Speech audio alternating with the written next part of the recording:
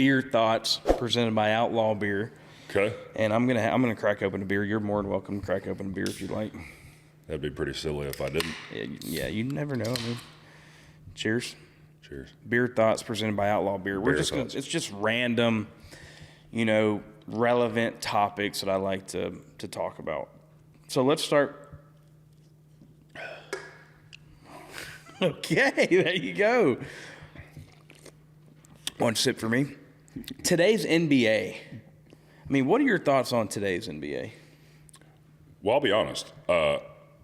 As we now know from the earlier portion of this podcast, I have a 2-year-old, so we don't really have TV on all that often. So I don't even watch anymore. I've probably watched, no more than 10 full games in the last 2 years.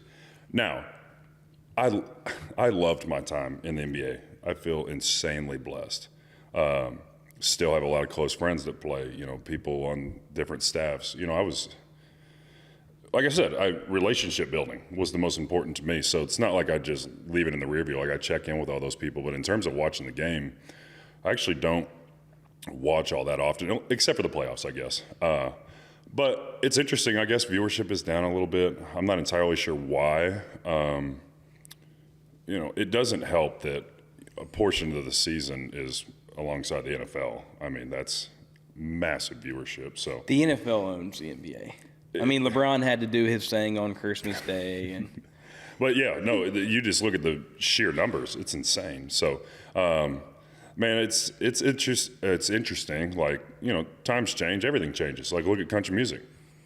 Like everyone was like, oh, 90s country can't ever work again. Okay, how about Mr. Zach Top? Let me introduce you to Mr. Zach Top. And plenty of others, but Staples. Things are, I guess, evolving in the league. It's definitely fast-paced, lots of threes, not a lot of mid-range. So I think probably I'll make an interesting connection here. So when people talk about like, oh, LeBron couldn't make it in the 80s. Yes, the hell he could. Oh, he complains too much. Let me tell you something. That man is big, fast, strong, smart, really good at basketball, high IQ, the whole thing. So he's really getting hit almost every time down the floor. Now, as his opponent, can it be, feel like it's a bit much sometimes? Sure. But when it comes to the level of physicality or the style of game, like old heads will say like, oh man, they ain't got it like us.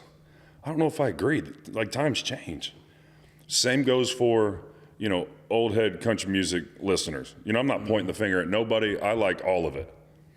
Oh, this new sound, like, starting from, Luke Bryan now to Morgan Wallen. They don't even sing country music. And I'm thinking to myself, do you understand that everyone's allowed to have a different fan base? Mm-hmm. And like, clearly there's a reason this person is successful. So like with the NBA, maybe it's that, people just aren't liking this brand of basketball as much. Maybe they want like, slower pace, kind of like the Larry and Magic era, and then, on into the Michael Jordan era, and like, I don't know, the physicality and I don't know, the chemistry on the floor rather than just jacking threes or whatever. So like I said, honestly, I can't really give a very good assessment because I haven't been watching all that much, but I loved it when I was playing.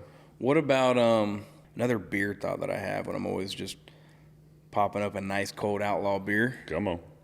MJ or LeBron? Oh boy, I knew it was gonna happen. So to me, they're 1A and 1B, but I would say Michael. When they do the list of like points per game and all-star selection, you name it. It's interesting because if someone is trying to appreciate Michael, like of course they're gonna pull all the stuff that fits his narrative, and then all the LeBron fans are gonna say like, oh, but look at the longevity, and he scored the most points ever. All of the things. What are your thoughts on the whole Bronny James, LeBron? Dude, you know what? I saw an interview. It's cool as hell. Don't get me wrong. It is. I'll say this: Bronny is genuine, man. That's what I like most about it. He's not an arrogant kid. He had the whole thing with his heart, which is super scary. He almost died. So like, I feel like people just need to give him some grace. And let me just say this about LeBron. He's never really had any trouble on his radar And he has been known around the globe since he was 18. In the social media era, imagine it. Not easy. Everybody's watching you. Everyone's wanting to take a picture of you or with you or a video and trying to catch you doing something stupid or all the things. And yet, pretty clean slate all the way through. So the fact that, he is as involved in his kid's life, like it's pretty apparent to me, like Bronny seems like a good kid. And so obviously, is he getting a chance probably because of who his dad is? Yeah, I guess that would be a fair assessment. But he works extremely hard. He's a talented basketball player. And that's just the way life goes sometimes. The old saying, like, it's not always what you know, it's who you know, kind of thing. And so for that example, it's like, you know what? The kid deserves a chance. And the interview I was about to mention, he was just so genuine and excited that he's healthy and able to play basketball. Like, think about it. He's not saying, oh, my dad's LeBron and I deserve a chance in the NBA or, all these different things. Like, sometimes it is what it is. I'm never one to point the finger like, hey, go get it, dude. Like, if you're working and you're a good dude, those are the two things I always say to kids that ask me for advice, people that come to me during times of, hardship, I guess, in their life. I just say, look, there is two ingredients to having success in life: being a really good person and working really effing hard. End of story, in my opinion. Because, sometimes, life gets hard, but people give up or they get bitter or they point the finger or, a multitude of things. And I guess sometimes people will say to me, like, how did you do it with the childhood that you had? And I always think, first of all, I'm a parent now, so I can't imagine. My mom was, lost my dad, debilitating back issues, all these different things, and yet raised a 6-year-old and an 8-year-old to be good men. We didn't have nothing, but she did enough. And you never know, like, when your time is coming.